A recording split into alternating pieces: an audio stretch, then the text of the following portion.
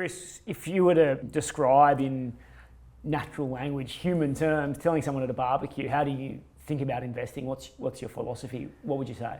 So my real focus on return on capital, return on invested capital, has always been in my DNA, and I remember this distinctly coming to the fore when I started my career in 1992. And what was interesting was it was the time when Michael Chaney took over as CEO of Wesfarmers, who many of your viewers obviously would know, and he's chairman of Wesfarmers today. And I remember then starting as an analyst, I was covering the stock, and I remember meeting with Michael, and he really drove home what was called then EVA, or economic value added, as a key principle of how to invest. And he was certainly adopted that when he was looking at the Wesfarmers businesses, because it's a conglomeration as a company, and that was the way he was thinking about the businesses within the group. And essentially what it is looking at, in simple terms, the return on invested capital above a company's cost of capital, essentially. And companies which have improving returns on capital above their cost of capital, so you get this kind of expansion, tend to outperform a lot more than those which are obviously in decline and achieving returns below their cost of capital. So you can take that philosophy from the way a CEO was looking at the businesses within a firm, and you can obviously equally apply that to investing in companies within the market. So that's been in my DNA pretty much my whole career. But he was if I look at examples of people who I've really appreciated when I look at advice on investing, he was really ahead of the curve.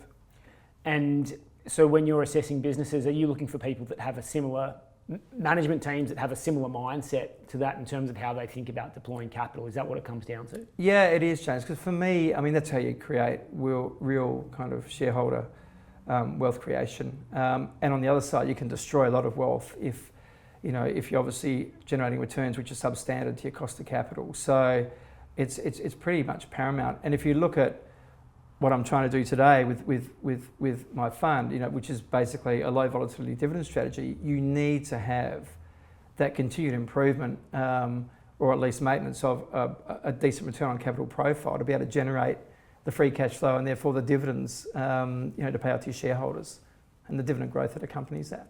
It's interesting, the environment that we find ourselves in now is probably the ultimate test for capital allocators from a funds management perspective, but also for listed companies. We've seen lots of capital being raised and balance sheets being stress tested and business models being stress tested as well.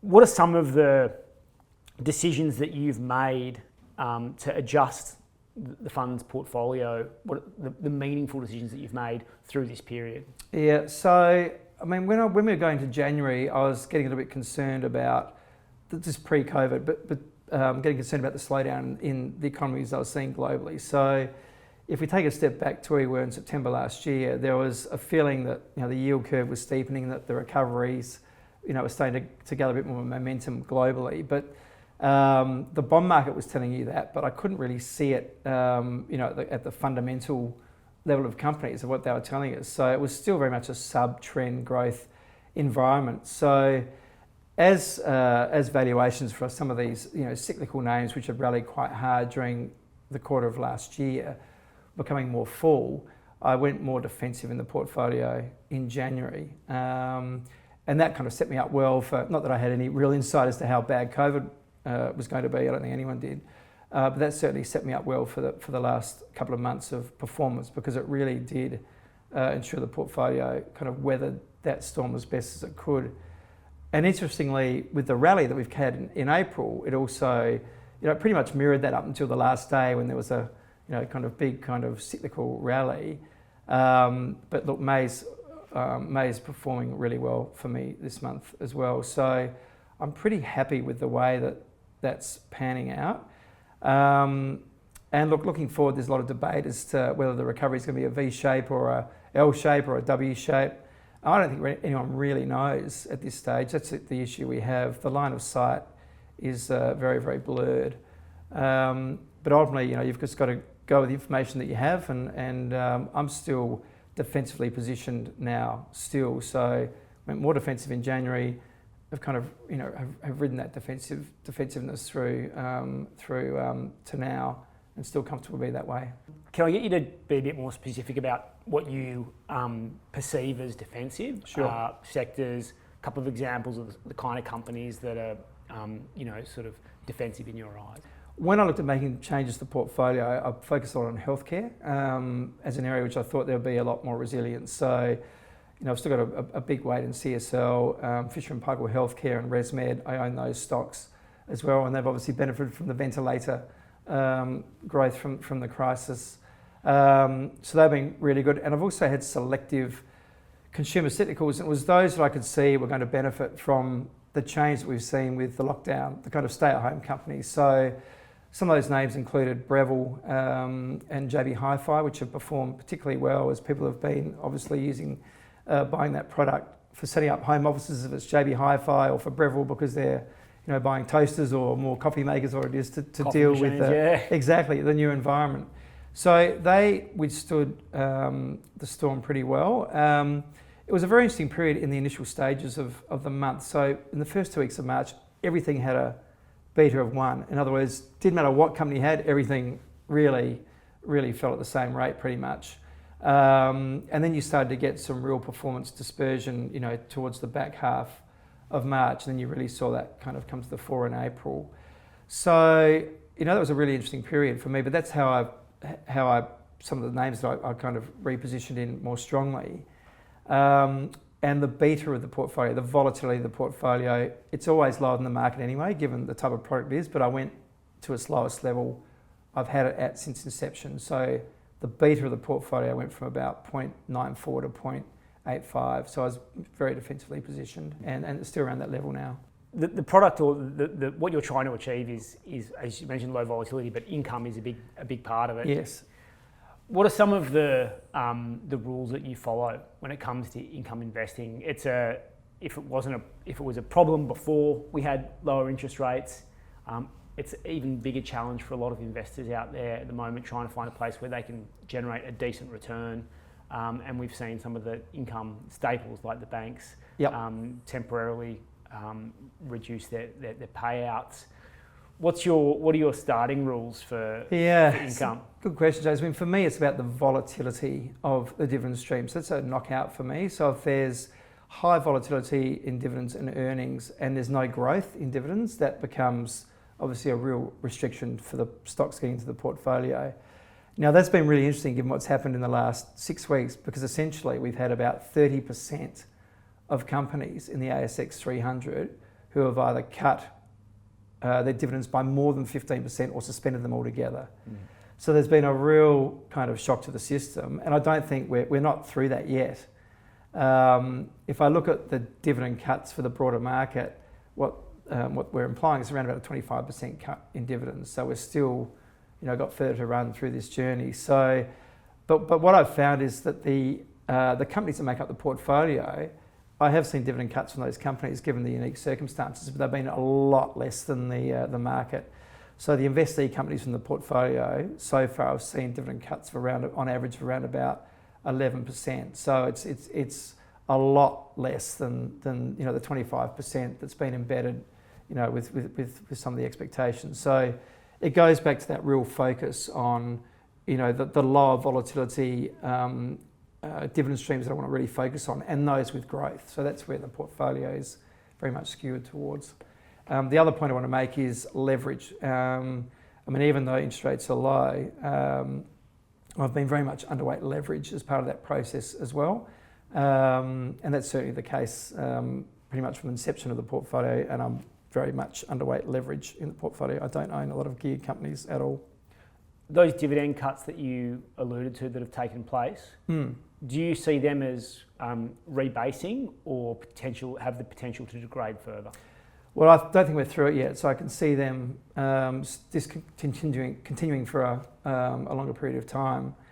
And that's going to be the challenge. So, the market's got to work out where the payout ratios sit in general. So Australia is quite unique, as many people would know. It's a high kind of dividend yield market. But over the last 10 years, the payout ratio has gone from around 58% to 77, 78% pre-COVID. And what that's meant is that the dividend cover, as an implication of that, has obviously declined. So there's no buffer between when you have an earnings shock and preserving or protecting the dividends. The dividends are going to go with that because the payout ratio is so high. And that's exactly where we're sitting right now. I mean, if you look globally, Australia has had the biggest dividend cuts of any market in the world, in the developed market world. So that's kind of proving that point. And I think there's going to be a real rethink by companies. If we're going to be in a sub-trend growth going forward, we may get obviously a rebound given the amount of stimulus which has been thrown at the economy by the central banks and by the government.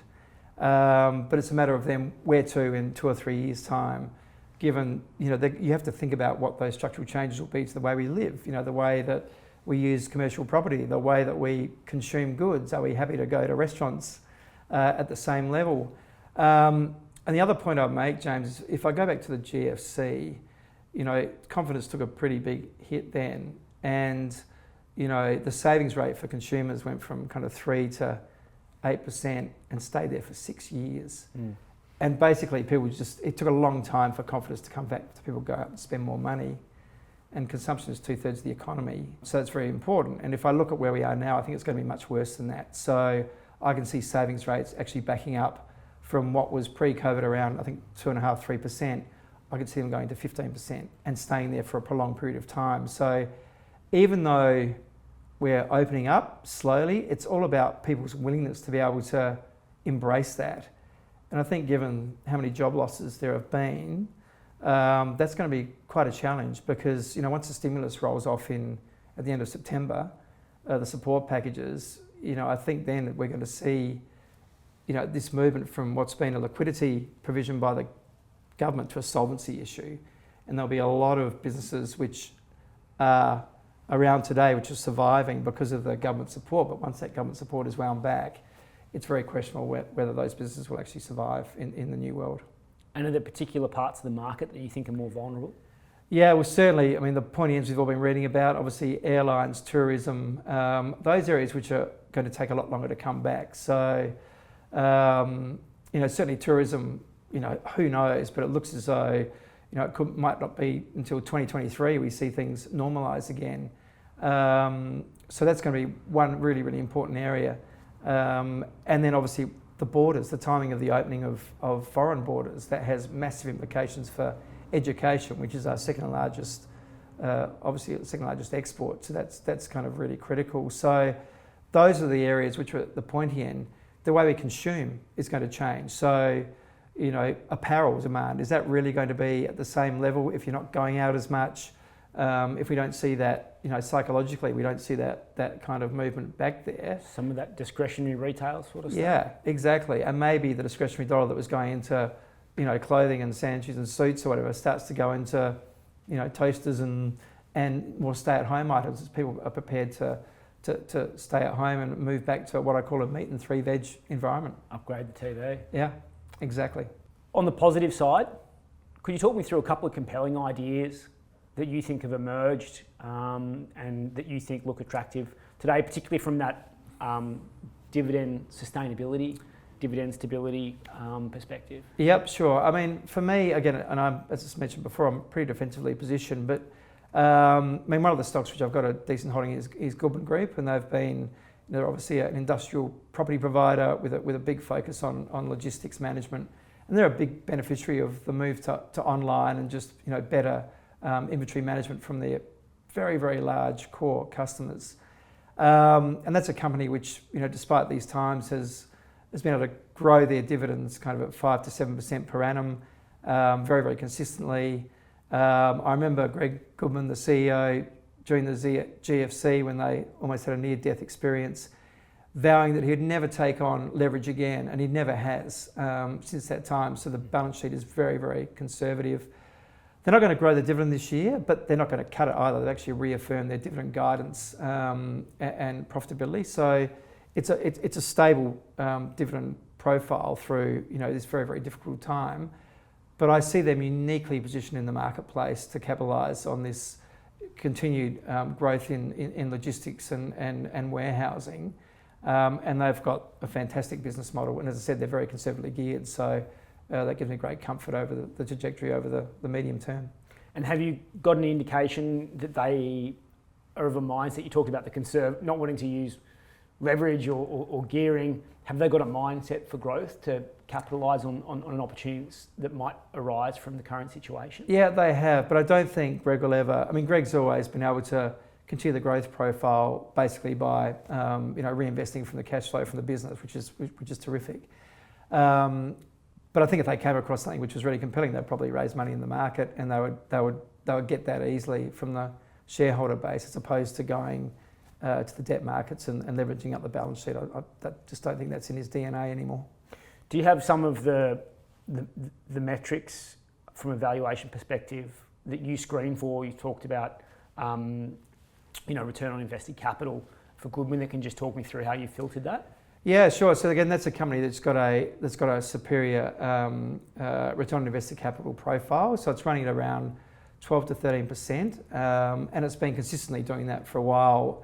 And when you look at that company, my guess is that, or my calculations, its cost of capital is probably around about 8 or 9%. So again, when I made my opening remarks, there's that buffer between the return on invested capital and their actual cost of capital. And I think over time that's going to continue to grow for the group as they're able to make more strategic acquisitions and invest more strategically. And that's going to just weather's the wrong word. That's going to ensure the growth profile continues, and the share price should go with it. Okay, great. Goodman's one. Have you got another for me? Yeah, it's quite interesting. Breville, which was one I mentioned before, and they actually raised capital last night. Again, a company which I view as a technology company, for which people might say, well, why is that, given they make toasters and kettles and all the electrical appliances that they have? But they've got a very big offshore market opportunity. They're already in the US in a meaningful way, and they're technology leaders, and they can go into categories which you and I would be perceived as being very, very mature, and they can really reinvent those categories and drive kind of a new wave of demand, whether it be a replacement or new purchases, very, very successfully, such as their pizza cookers, for example. And they're high-priced products, and they're very high-margin products. So, and I know that they're looking at reinvention of things like the toasters. People would think, well, what more can you do with toasters? And that's what I admire about them. The money they spend on R&D allows them to come up with these concepts which people just don't think are there. And that's when you can get some real earnings surprise, because they've been very, very successful at doing that. The other point which I really like about the company is they're moving from a distribution. They're changing their distribution channel. So rather than going through third-party distributors, they're looking to go more direct to the customers. So you cut out that middleman, and that obviously is margin enhancing as well. But again, that's a return on capital business of around 30%. So it's a very attractive business model, and again, far superior to its cost of capital. And they'll continue to deliver that superior earnings growth over the long term, in my view, and the dividends will go with it. We can't talk dividends without talking banks. Until recently, they accounted for nearly 50% of the dividend payout from the ASX 200 when we talk about the big four. It's a sector that you've discussed with us previously and said you've avoided, had a big underweight. What would it take for you to change your mind on the Australian banks? So it all comes down to valuation, James. And look, to be honest, I don't think we're there yet. If I look at where the banks are trading from valuation metric, they're trading at about 0.9 times price to book. But implicit with that is that their return on equity is going to stabilise, at around about 8 or 9%, given their cost of capital is around about 10%.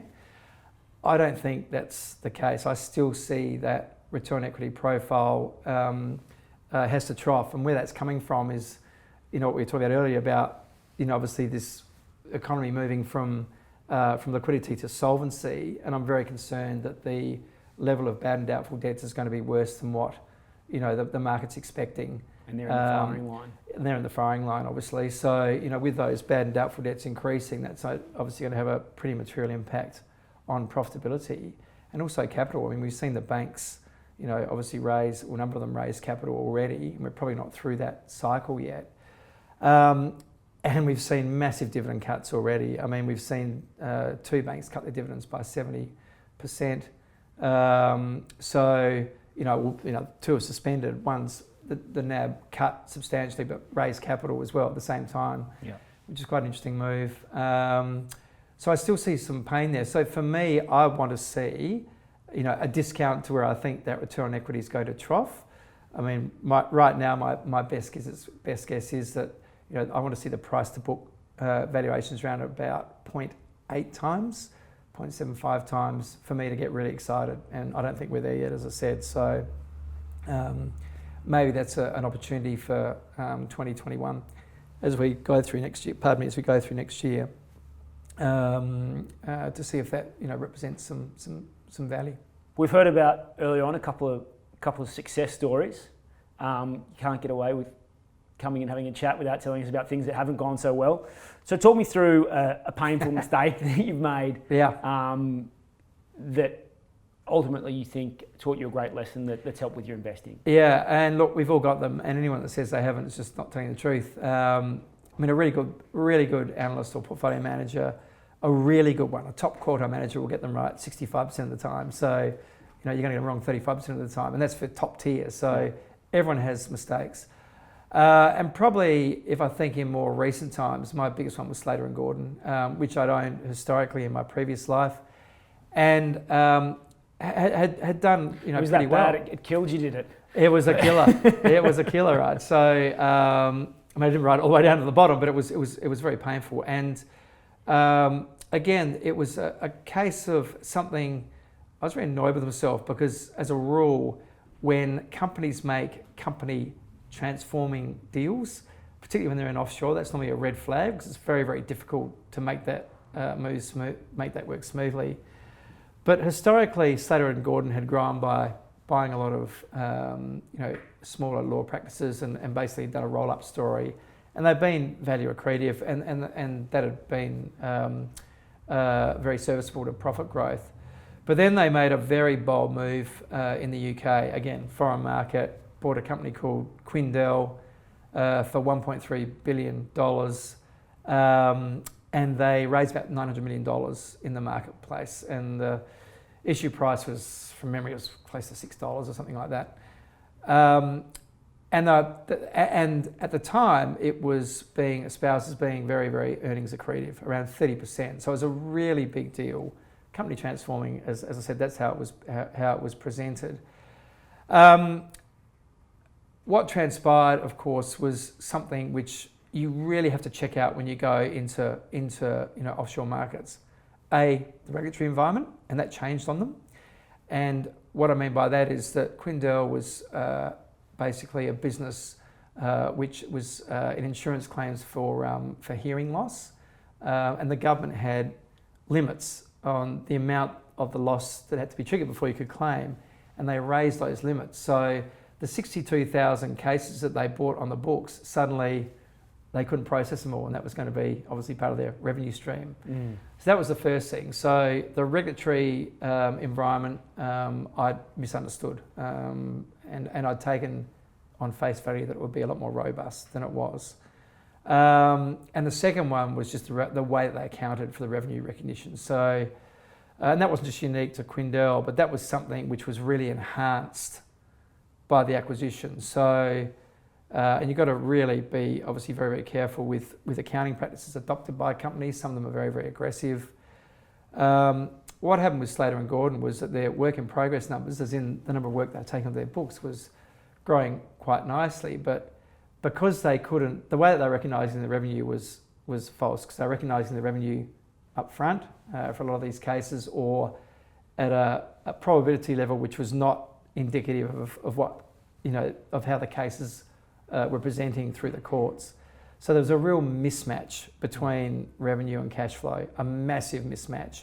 And because they'd also taken on some debt with the acquisition, the balance sheet became stretched, and then it became self-fulfilling because the profitability deteriorated. The balance sheet was really stretched, and then covenants triggered. Covenants got triggered, and away we went. So that was a real lesson for me. Is again, I knew intuitively that it was it was a higher risk profile than I was historically comfortable to take with. But I got convinced by the historical performance of the company and the trust in the CEO, given what they'd achieved in the past, and B, that somehow they'll be able to make this work in a foreign market. Big mistake. Good one. Alrighty, last question before we let you go. Bullish, bearish or neutral on markets from here? So where we are now, so we've had a pretty decent rally, obviously in April. May's been mixed. We kind of started off with a very negative day on May 1st, but it's been pretty choppy. Look, I'm still very cautious, James, where we are now.